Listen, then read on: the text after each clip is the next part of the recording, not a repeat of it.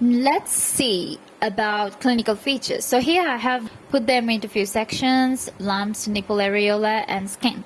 So when it comes to the lump, what are the features of lump? So you can see I have drawn all this in the powder carton, which basically gives you a hint that it's going to be seen mainly in the powder carton, like almost 60% of the time.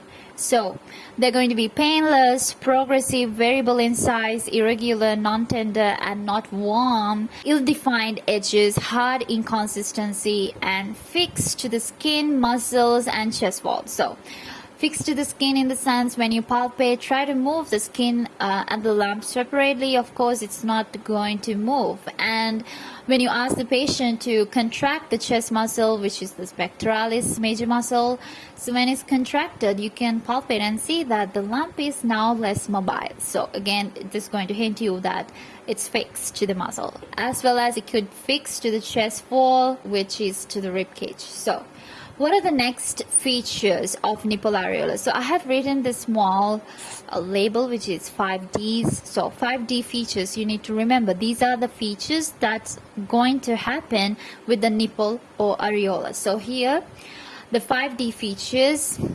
destruction, depression, displacement, deviation, and discharge. So when it comes to destruction, it basically means now the areola is destructed and you can no longer see this nipple or areola.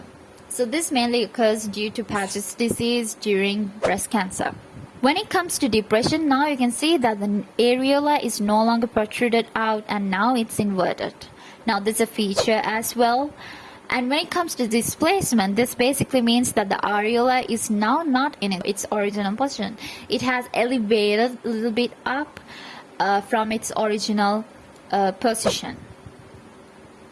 When it comes to the deviation, you can see this diagram. This is actually going to show you the normal orientation of the nipple, like where it is pointed. Usually nipple is pointed towards outwards and downwards.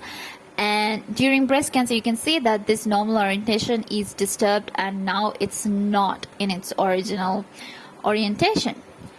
So the next feature is having a discharge. Now this discharge could be bloody or serious, and most of the cases it could be uniductal, and you need to be very concerned if it's uniductal. So when it comes to the skin changes, in skin changes, you can see redness, dimpling, pour the orange appearance on the skin of the breast, multiple hard nodules.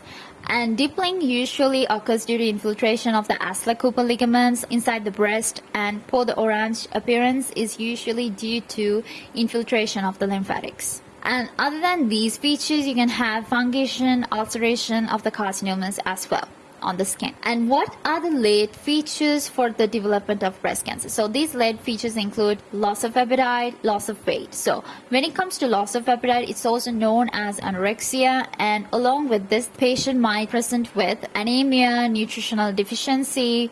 So because of nutritional deficiency, they'll have angular stomatitis.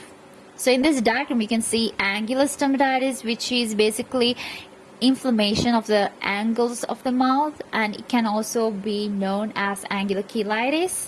And next, other than angular stomatitis, you can have glossitis, ankle edema as well.